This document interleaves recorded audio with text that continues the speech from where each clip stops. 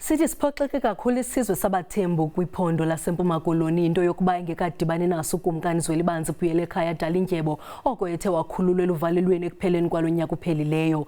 Namhlanje bekubanjwe imbizo komkhulu eBumbane kufutshane naseMthatha nalapho esisizwe siphinde savakalisa inkxaso yaso kuyibambela kumkani Azenathi Dalindyebo ukuba ahlale kwitrone yolawulo elilixa kusafakwa isicelo sokuba ukumkani Zwelibanzi afumane uxolelo lukamongameli. Ukumkani Zwelibanzi ukhona usahleli nosapho lwakhe pha kulamzwa kuthi usenkululekweni.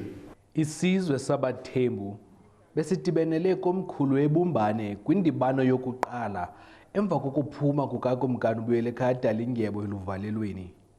Uluntu luvakalise udano nxa ikumkani ingafikanga kule ndibano.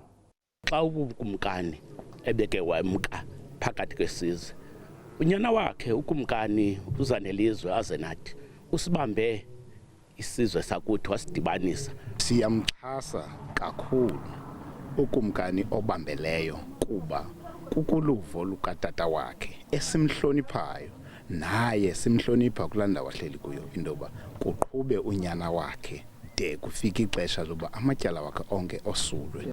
Ikomkhulu labaThembu lisamile kwelokuba kukho umanyano kusapho lwasebukhosini.